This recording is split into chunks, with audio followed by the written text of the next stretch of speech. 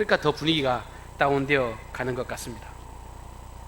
그리고 성탄절은 이미 쾌락적으로 많이 변해갔어요. 제일 아주 분주하고 장사가 잘 되는 날이 이제 성탄 시즌이 되었기 때문에 그렇습니다. 이게 정확한 통계인지는 몰라도요, 1년 중에 교통사고가 제일 많은 날이 전 세계를 통틀어서 성탄절이래요. 1년 중 강도 그리고 여러 가지 범죄 사건이 가장 많이 일어나는데도 성탄절이라고 하고, 그리고 1년 중 사생아가 제일 많이 생겨나는 날도 성탄이라고 하는 안타까운 그런 통계가 있습니다.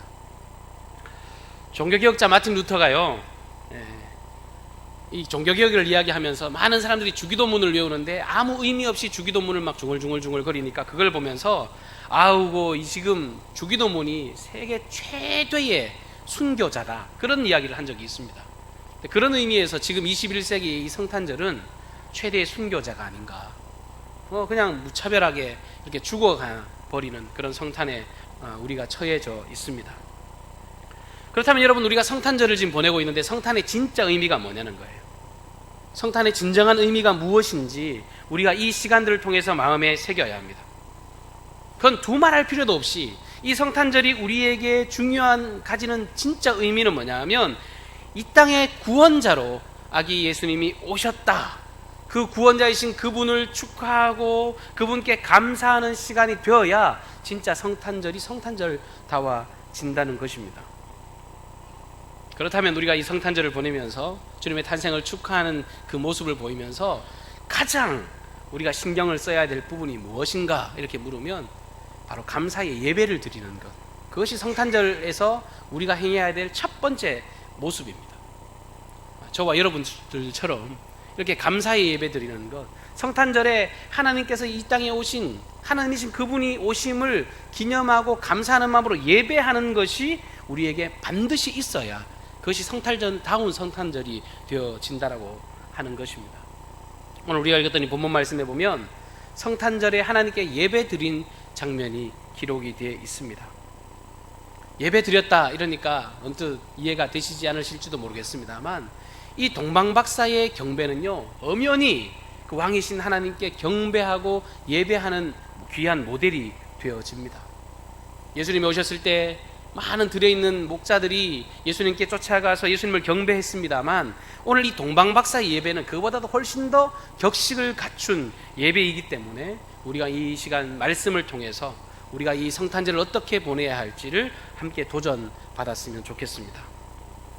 이 동방박사들은 그 당시에 바벨론, 그 페르시아 지역에서 살던 사람이었습니다. 오늘날로 따지면 이란과 이라크 그쪽 지역의 사람들인데, 별을 연구하는 천문학자들이 이 동방박사들이었습니다. 근데 그들이 별을 연구하는데 그 주변의 나라였던 이 유대 땅에 이 메시아가 온다는 소식을 그들이 전에 들어서 알고 있었던 것이에요.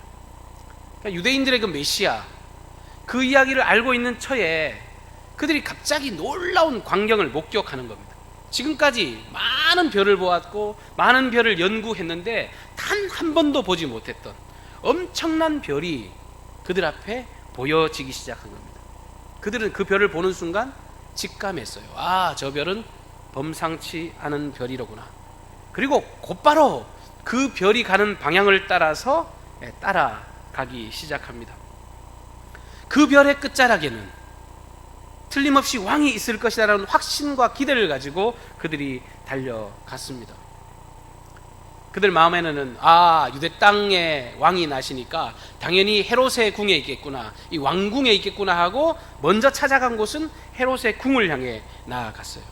근데 헤롯이 그 이야기를 들으니까 무슨 소리냐, 이 왕궁에는 아기를 낳은 적이 없는데 무슨 소리냐, 그러면서 헤롯과 온 유대 사람들이 소동했다라고 성경이 기록이 되어 있습니다. 근데 소동만 했을 뿐, 이 헤롯과 그 나머지 사람들은 이 왕나심에 대해서 크게 관심이 없어요. 다만 그 동방박사들이 왕을 찾아내면 그냥 그것을 정치적으로 죽일 의도를 가졌을 뿐이지, 그렇게 즐거움으로 기쁨으로 이 왕에 대해서 그들이 관심을 두지 않았습니다. 근데 왕궁을 찾아갔다가 왕이 그곳에 없다는 사실을 알고 이 동방박사들은 거기에 머물러 있지 않습니다. 끝까지 그 별을 추적해서 그 별을 따라 결국은 왕 대신 주님을 만나게 되었습니다. 베들레헴 마구간, 그 초라한 그곳에 누워있는 아기를 만나는 순간 여러분들이라면 어떻게 하시겠어요? 옛서 별 보고 따라왔더니 왕궁에도 없고 베들레헴 마구간에 있는 아기를 보면 무슨 개그 콘서트 하는 것처럼 결말이요, 아이고 잘못 왔네, 여기가 아닌 갭이네, 그러고 할 수 있잖아요. 황당할 수 있잖아요. 그런데 그 동방박사들은 그 별을 따라왔고 그 별이 왕의 별이라는 확신이 있었고 그 별이 머문 그 자리에 베들레헴 마구간 말구유에 놓여있는, 오늘 새벽 기도에도 말씀을 나눴습니다만 말구유는요 말밥통이거든요. 그 초라한 그 낮은 곳에 있는 그를 왕이라 고백하고 그에게 엎드려 절했습니다. 이 동방박사들의 경배를 통해서 우리가 배울 수 있는 것 몇 가지를 제가 말씀을 드리고자 합니다. 우리가 하나님을 예배하는데요, 예배할 때 제일 중요한 게 뭐냐 하면 바른 지식에 근거한 예배를 하나님께 드려야 한다는 것입니다. 오늘 동방박사들은 그 아기 예수, 그 초라한 그곳에 있는 그를 인생의 왕, 유대인의 왕을 넘어서 온 세상의 구주, 온 세상의 왕임을 그가 알았습니다. 왜요? 그 큰 별을 통해서 이 별은 왕의 별이라는 것을 그들이 알고 그들이 그 먼 길을 찾아서 다가온 것입니다. 그 가이사 아구스토가 호령하는 그때에, 그 정말 어마어마한 로마 황제가 있던 그 시대에 그들은 그 별을 보고 아 진짜 왕이 여기 있구나 라고 하는 것을 지식으로 깨달아 알며 그 하나님께 경배했다는 거예요. 주님인 것을 알고 경배하는 자들. 여러분, 우리가 예배하는 현장이 있습니다만 예배할 때 이 예배가 진짜 예배가 되려면 우리가 예배하는 대상이 누구인지 명확하지 않으면 예배가 예배되지 않습니다. 그렇죠. 교회는 나왔는데 그냥 맨날 왔다 갔다 한다고 해서 신앙이 성장하는 것도 아니고 아무런 역사도 일어나지 않습니다. 예배는 이 예배의 대상이 누군지 명확한지 아는 지식이 필요하다는 것입니다. 오늘도 제가 예배 시작하기 전에 선언했고 우리가 매주일마다 선언하는 말씀이 있습니다. 예배하는 자는 영과 진리로 예배할지니라. 하나님께 예배하는 자는 영과 진리로 예배할지니라. 이 말이 예전에는 신령과 진정으로 이렇게 돼 있어서 좀 오해의 소지가 있어서 더 원문에 가까운 번역으로 바뀐 것이 지금의 번역입니다. 옛날에는 신령과 진정으로 예배한다고 해서 우리의 진실된 마음이 더 중요한 것처럼 느껴집니다만 실제로 그 본문은요 영과 진리, 변함이 없는 그 순전한 진리 안에서 예배하는 거예요. 이 예배가 예배되어지는 건요 진리의 왕이신 하나님이 우리와 함께 하심이기 때문인 줄로 믿습니다. 만왕의 왕, 만주의 주, 그 진리이신 주님을 바라보고 그 주님에 대해서 확실히 알아야 그 주님을 경배할 수 있습니다. 예수님께서 말씀하십니다. 내가 곧 길이요 진리요 생명이니 나로 말미암지 않고는 아버지께로 올 자가 없느니라 라고 선언하셨어요. 세상에 누가 이런 선언을 할 수 있단 말입니까? 오직 예수님만이 그러시거든요. 내가 곧 길이요 진리요 생명이다. 오늘 동방박사들은요 그 아기를 보고 이분이 진리인 것을 알았어요. 이분이 길인 것을 알았습니다. 그분이 생명인 것을 알고 그분 앞에 엎드려 경배했습니다. 그 당시에는 로마 황제가 있었어요. 전 세계를 호령하는, 전 세계를 정말 들었다 놨다 하는 그런 엄청난 왕이 있었습니다. 그리고 이 유대 땅만 해도 분봉왕이었던 헤롯이 왕으로 자리 잡고 있었습니다. 그들의 권세가 대단했고 그야말로 날아가는 새도 떨어뜨릴 만큼 힘이 있고 엄청난 권세를 가졌는데 이 동방박사는 그들에게 엎드려 경배하잖아요. 이방나라 사람이잖아요. 그들의 눈에는 더 위대한 왕이 보인 거예요. 확실한 영적인 지식을 가지고 그분이 왕이로구나, 그분이 진리로구나, 그분이 생명이로구나, 그것을 고백하며 그에게 엎드려 경배했던 것입니다. 실제로 예수님께서 나중에 많은 제자들에게 말씀하실 때요 이렇게 말씀하시잖아요. 하늘과 땅의 모든 권세를 너희에게 주었다. 실제로 예수님 안에 이 하늘과 땅의 모든 권세가 있는 분, 비록 지금은 초라한 마구간에 연약한 아이로 보여지지만 그분의 왕되심, 그분의 진리되심을 알 때 이 예배가 참으로 아름답고 복된 예배로 하나님께 영광 드릴 수 있는 것입니다. 우리 교회가요 매주일 예배를 드립니다. 그런데 예배를 드릴 때 이 영적인 지식에 근거해서 예배하지 않으면 우리는 그냥 습관에 따라서 답습하는, 세상에서 말하는 그런 제사 지내는 것과 다르지 않습니다. 그냥 형식에 갖춰진 예배, 그건 아무런 역사도 아무런 영향력도 드러내지 못한다는 겁니다. 우리 눈앞에 아무것도 보이지 않는 것이 아니죠. 이전에는 하나님의 영광의 임재로 가득한 줄 믿으시기를 바랍니다. 하나님 우리와 함께 계세요. 그 진리의 영이신 하나님 앞에 우리가 서 있는 것입니다.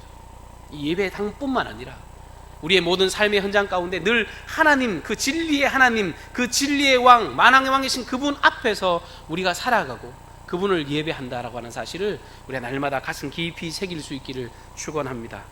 두 번째로 이 동방박사들은 하나님께 예배할 때요, 온전한 헌신으로 하나님께 나아왔습니다. 그들이 하나님에 대해서 알았지만 그 알므로 끝난 것이 아니라 그 예배를 드리기 위해서 굉장한 수고를 그들이 기울이고 있습니다. 동방에서 왔다라고 성경이 기록하는데요, 성경학자들이 그들이 얼마나 먼 거리를 왔는지 역추적해 봤더니 약 1600km가 되는 굉장히 기나긴 거리잖아요. 지금도 차 타고 이 1600km를 간다는 것이 쉬운 일이 아닙니다. 서울에서 부산까지 한 450km 정도 되나요? 우리나라에서 북한 빼고 그냥 남북을 그냥 간통해도 500km 정도밖에 안 돼요. 그런데 1600km를 그 당시에 교통수단도 제대로 되어지지 않는 그때에 뭐 낙타를 타고 왔겠지만, 낙타가 뭐 계속 힘을 발휘합니까? 낙타도 쉬어가야죠. 낙타가 제 힘을 발휘하지 못하면 걸어서도 왔겠죠. 그리고 그 사막을 횡단해야 되니까 얼마나 힘들고 어려웠겠습니까? 그 위기들, 그 어려움들, 그 모든 고난의 시간들을 다 써가면서 그들이 이렇게 달려온 거예요. 거리가 그만큼 되지만 그것을 최대 빨리 와도 한 40일 정도는 소요되었을 것이라고 성경학자들은 이야기합니다. 한 달이 넘는 시간 동안 그 먼 거리를 걷고, 경비는 얼마나 많이 들었겠어요? 얼마나 많이 피곤했겠습니까? 거기 오면서 얼마나 위험한 일을 많이 겪었겠습니까? 근데 예배라는 게 그런 거예요. 이런 헌신이 뒷받침되지 않으면 예배가 예배되어지지 못합니다. 여러분, 우리가 아기 예수를 배우는 이 시간에 서 있습니다. 우리 안에 이런 헌신이 있어야 해요. 왜냐하면 우리가 예배하는 것은요, 하나님을 대면하고 만나는 시간이거든요. 왕을 대면하는 시간이기 때문에 지금까지 내가 경험하는 아픔들, 힘들고 어려운 것들, 그런 것은 큰 문제가 되지 않는 겁니다. 지금 동방박사는 그 하나의 목적을 가지고 이 길을 걸어온 거예요. 그 별이 가는 곳마다 별만 바라본 거예요. 자기가 얼마나 걸어왔는지, 내가 얼마나 힘든지, 그것은 그들에게 관심이 대상이 되지 못했습니다. 계속 그 별을 쳐다보고 결국은 그 왕에게 경배할 그때 자기들이 지금 고생했던 게 막 생각이 났을까요? 아니요, 생각 안 나지 않았을 거예요. 자기들의 것들을 다 드려도 아깝지 않을 만큼 그 모든 헌신들을 아낌없이 내어드렸습니다. 우리도 가만히 보면 예배를 드리는데 참 세상적인 관점에서, 인간적인 관점에서 보면 그냥 허비하는 게 너무너무 많아요. 시간 허비해야 되잖아요. 돈 허비해야 됩니다. 육체도 허비해야 되고, 여러 가지 허비할 것이 굉장히 많이 있습니다. 인간적인 관점에서 보면 온통 허비할 거예요. 차라리 집에서 그냥 배 깔고 따뜻한 데 누워서 TV 보는 게 훨씬 더 좋은 일 같아 보입니다. 근데 여러분들이 지금 뭔가는 허비하고 여기에 와 계신 거잖아요. 왕을 배우는 흥분 때문에, 왕이신 그 하나님을 대면하고 만나는 기쁨 때문에 그런 것들을 허비하는 겁니다. 하나님의 영광을 경험하니 세상 것들 아무것도 아니구나.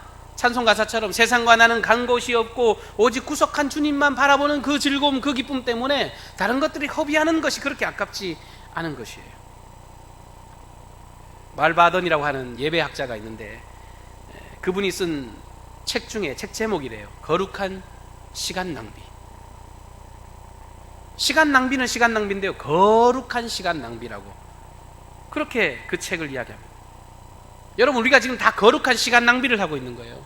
세상 사람들은 그 시간 낭비가 아깝다고 생각할지 몰랐겠지만 이 시간 낭비는 거룩한 거예요. 이 시간 낭비는 우리를 살리는 것이고, 이 시간 낭비는 우리를 새롭게 만드는 능력인 줄로 믿습니다. 다윗이 하나님을 만나니까, 예수님을 딱 보니까 늘 그 마음 가운데 흥분된 마음이 있어요. 자기는 왕으로 백향목궁에 거하는데 가만히 보니까 하나님의 궤는 둘 곳이 없는 거예요. 그게 늘 마음이 아파가지고 걸려가지고 그가 결국은 고민 끝에 하나님의 전을 짓기로 결정하는 거예요. 늘 하나님의 영광을 생각하면 최고의 것을 주님께 드리고 싶은 마음은 알아서 따라서 이렇게 수반되어 진다는 것입니다. 왜 그렇게 시간 낭비할 수 있을까요? 주님과 나누는 영적인 교제가 너무너무 행복하니까, 하나님을 만나는 것이 놀라운 기쁨이 넘치니까. 혹시 교회를 오래 다니는데 뭔가 이런 기쁨을 누리지 못하는 분들은 여러분 조금 더 기다려 보세요. 옛날에 부흥 강사들이 그러시대요. 맛을 보고 맛을 아는 샘표 간장이라고. 그거 얼마나 많이 써먹는지 잊어지지도 않아요. 근데 예수 믿는 즐거움, 예수 안에 있는 행복, 예수 안에 있는 만족, 예수 안에서 주는 그 자유함을 진짜 경험하고 나면 정말 맨날 교회 오고 싶으실 거예요. 찬송하고 예배하고 하나님을 바라보는 것이 너무너무 큰 행복이구나. 아, 바깥에 갔더니 아무도 줄 수 없는 행복을 교회 갔더니 누릴 수 있구나. 예수 안에 진짜 행복이 있구나. 그것을 경험하면 주님께 온전한 것들로 헌신하며 드릴 수 있는 것입니다. 여러분, 헌신이 우리의 의지로 시작이 되어지면 반드시 지치고 쓰러집니다. 그러나 이 동방박사들은 하나님을 예배할 때 자기들이 지금 행했던 그 모든 것들이 다 아쉽지가 않아요. 그것들이 무슨 자랑거리로 내세우고 싶지도 않습니다. 왕을 만나는 즐거움, 그들이 얼만큼 아름답게 예배했는지를 이 헌신의 모습을 통해 발견할 수 있습니다. 세 번째로 이 동방박사의 예배는요, 예물을 드리는 마음으로 온전하게 하나님을 예배했습니다. 예물을 예배 중에 드렸습니다. 말씀을 보면 자기들의 보배합을 열어. 누구의 보배합요? 자기들의 보배합을 열어. 황금과 유향과 몰약을 그 아기 예수께 드려 경배했다라고 합니다. 그것은 그 시대나 지금 시대나 이 황금, 유향, 몰약이라고 하는 것은 굉장히 값비싼 예물입니다. 그냥 대충 드린 게 아니에요. 그들은 처음 출발할 때부터 왕에게 드리려고 하는 그 심정으로, 왕에게 나아가고자 하는 그 마음으로 이 예물을 준비했던 겁니다. 아기 예수를 보고 갑자기 준비한 게 아니에요. 그 별을 보는 순간 그 지식에 근거한 그런 영적인 깨어임이 있었기 때문에 하나님께 드리고자 하는 마음으로 이것들을 준비했다는 겁니다. 그 아기 예수, 세상 사람들은 초라하라고 바라봤을지 몰라도 자기들의 눈 위에는 만왕의 왕, 만주의 주라고 하는 확신이 있었던 겁니다. 그래서 그들이 가져왔던 모든 예물을 정성스럽게 드린 거예요. 시편 96편 6절 말씀입니다. 여호와의 이름에 합당한 영광을 그에게 돌릴지어다. 예물을 들고 그의 궁정에 들어갈지어다. 하나님을 만날 때 왕이신 그 하나님께 합당한 것들을 들고 들어가는 거예요. 우리도 예수님께 우리가 진정한 예배를 드린다고 할 때 우리의 온전한 마음을 주님께 드려야 돼요. 온전한 마음. 이것은 모든 것을 다 포괄하는 겁니다. 그것이 어떤 종류가 되었든지 어떤 모습이 되었든지 하나님께 드릴 때 최상의 것을 드리고자 하는 열망이 우리에게 일어나야 합니다. 흔히들 지금 한국교회의 위기를 이야기합니다만, 한국교회가 왜 위기를 경험했는지 아세요? 돈이 너무 쌓여서 그런 것 같아요. 대기업화 되었습니다. 대기업화가 돼서 교회 돈을 자꾸 쌓아두는 거예요. 원래 이렇게 나누고 베풀고 풀어야 되는데 교회가 쌓아둬서 병이 들었어요. 근데 쌓아두려면 어떻게 해야 돼요? 요구를 해야 되잖아요. 그러니까 성도들에게 헌금을 강조한다고 사람들이 이제 마음을 딱 교회에서 돌이켜버렸어요. 여러분, 하나님께 예물을 드리는 건요, 헌금 걷고 물질을 뺏기 위한 게 아니에요. 하나님께 진짜 예배하는 건요, 이 거룩한 마음, 이 온전한 마음으로 그 열망으로 주님께 드리는 건 당연한 거고 이것이 우리에게 복된 일이에요. 다만 쓸 때 제대로 못 쓰고 하나님의 영광을 나타나지 못하니까 이게 뭔가 잘못된 것처럼 살아오는 시대를 우리가 살아가고 있습니다. 많은 교회들에서 헌금 강조하는 설교한다고요, 삐지는 성도들도 있고요. 성도들만 그런 게 아니에요. 목사들도 그게 무서워가지고 헌금을 강요하지 못하는 그런 설교를 좀 지양하는, 하면 큰일 나는 것처럼 하는 그런 시대를 살아가고 있습니다.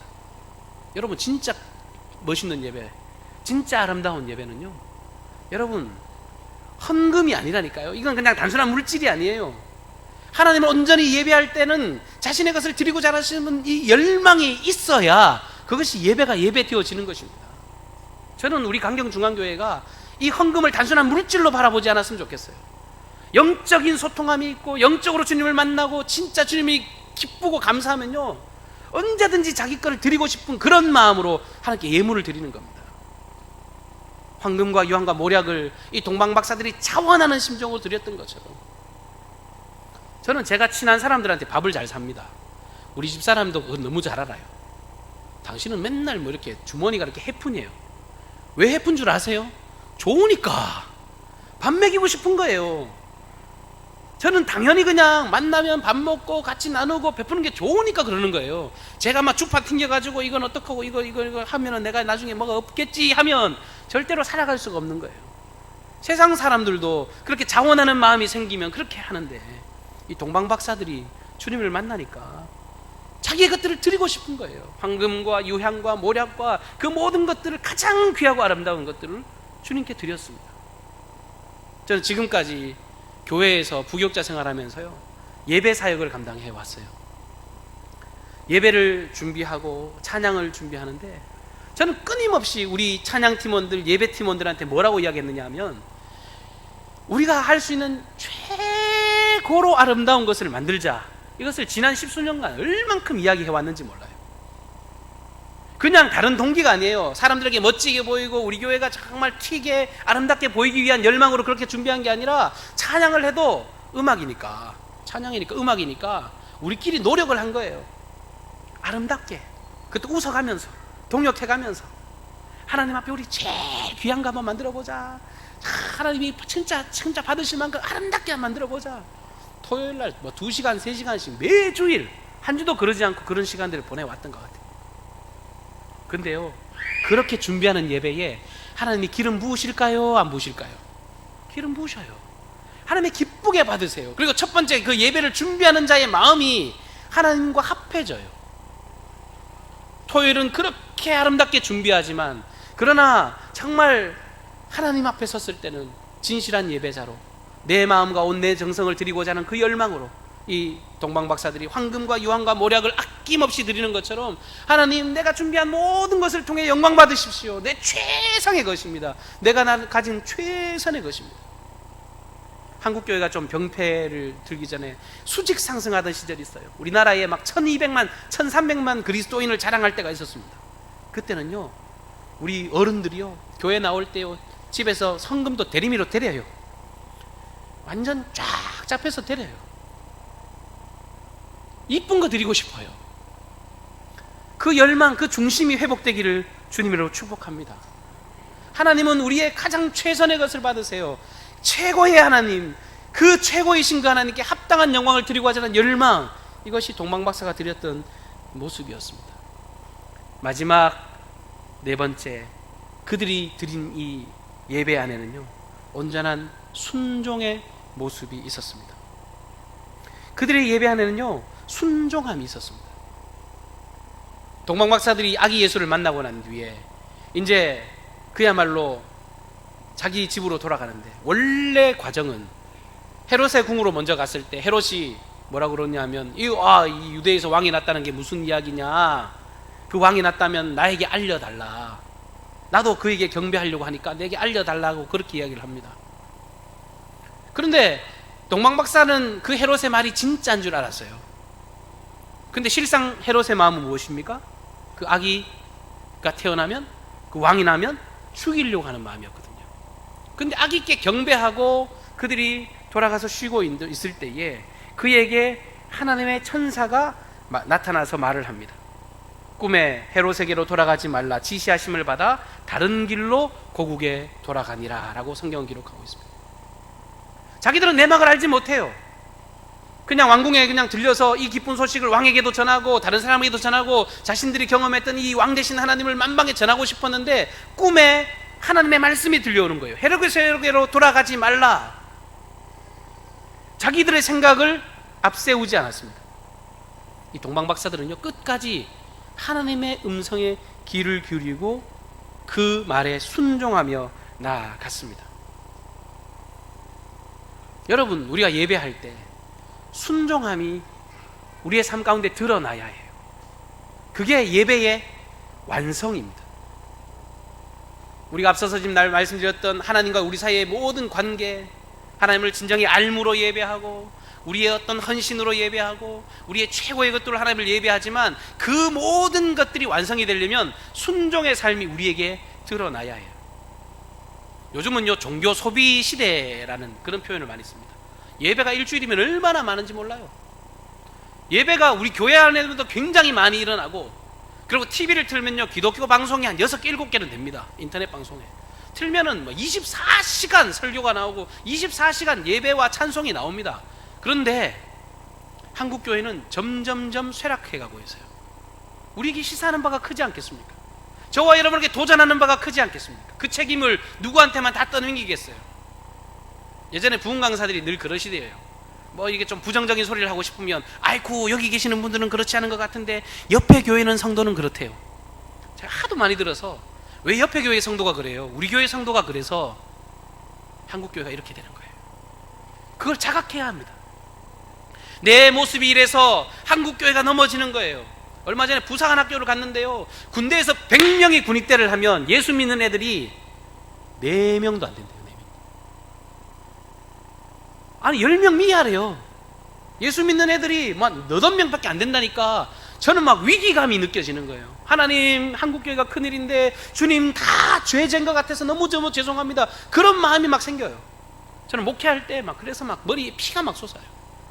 사람들이 막 곁길로 행하는 것 같으면 하나님의 그 아픔을 이들이 할까? 내가 더욱더 하나님 앞에 진짜 진정히 서기를 원해야지. 내가 하나님 앞에서 정말 부끄러움이 없는 삶을 살아야지. 그런 열망이 일어난다는 것입니다. 동방박사들 예배는요, 순종함의 모습이 있었어요. 말씀이 들어오면, 하나님의 말씀이 각인이 되면 그 말씀대로 살고자 하는 열망이 우리에게 있어야 합니다. 매일매일 예배를 드리고 5년, 10년, 20년, 30년, 60년 그 연수를 자랑하는 것은 아무런 역사를 나타낼 수가 없습니다. 예수 믿는다는 것, 하나님을 바라본다는 것, 이것은 순종의 삶을 반드시 수반한다는 사실입니다. 오늘 동방박사 이 예배를 통해서 아기 예수님이 이 땅에 오신 것을 그들이 딱 대면하고 난 뒤에 삶의 주권을 그분께 이양한 거예요. 아, 이분이 진짜 온 세상을 다스릴 진짜 왕이시구나. 그분 앞에서 아무것도 바라지 않고 아무것도 기대하지 않고 그분께 모든 것을 드린 이 참된 예배가 우리 강경중앙교회의 매번의 예배가 되기를 주님의 이름으로 축원합니다. 이건 단순히 우리의 결단과 노력으로 되어지는 게 아니에요. 그와 함께 경배하고 주님의 힘을 구하고 주님의 은혜가 우리 안에 들어오면 자연스럽게 그렇게 변화될 줄로 믿습니다. 하나님, 우리는 연약하지만 우리를 새롭게 해주셔서 정말 하나님의 영광을 다시금 드러내는 통로가 되게 하시고, 그래서 하나님의 그 많은 영광 앞에, 그 많은 불빛 앞에 정말 수많은 사람들이 몰려지는 역사를 우리를 통해 경험할 수 있게 해달라고 그렇게 소원하고, 이 성탄절을 그렇게 의미 있게 아름답게 다짐하는 시간들로 하나님께 영광 드리기를 주님 이름으로 축복합니다. 기도하겠습니다. 고마우신 주님, 은혜와 사랑을 참으로 감사함을 드립니다. 오늘 이 동방박사들의 이 선한 경배를 우리가 말씀을 통하여 발견하게 하시니 감사를 드립니다. 이제는 우리들의 경배가 되게 하여 주시옵소서. 왕이신 주님 앞에 이 성탄의 기쁨을 입술로만 선언하는 자가 아니라 정말 하나님이 어떤 분인지를 똑똑히 알므로 경배하게 도와주시고, 가장 최상의 것으로 가장 아름다운 것으로 주님을 예배하고 또 경배할 수 있는 은혜를 허락하여 주시옵소서. 특별히 구하옵기는 우리의 모든 삶에 하나님의 말씀에 순종하는 그런 믿음의 삶을 살아가게 도와주시옵소서. 주님이 말씀하시면 내가 나아가고 주님이 서라 하시면 내가 서는 그런 적극적인 순종의 모습이 우리들 가운데 일어나게 하여 주시옵소서. 하나님, 우리 강경중앙교회는 하나님의 생명이 있는 교회입니다. 하나님의 뜻하신 은혜가 있는 교회입니다. 하나님의 그 본연의 뜻을 만방 가운데 증거하고 자랑하는 생명력이 있는 교회로 쓰임받게 도와주시옵소서. 하늘에는 영광이요 땅에서는 기뻐하심을 입은 모든 사람들 중에 평화로다. 아버지, 천군 천사가 노래하고 찬송했던 것처럼 우리가 온 세상을 향하여 이 구원의 기쁜 소식을 증거하고 자랑하는 하나님의 나팔수가 되게 하여 주시옵소서. 우리를 그렇게 사용하실 주님을 기대하옵고 예수님의 존귀하신 이름으로 기도하옵나이다. 아멘.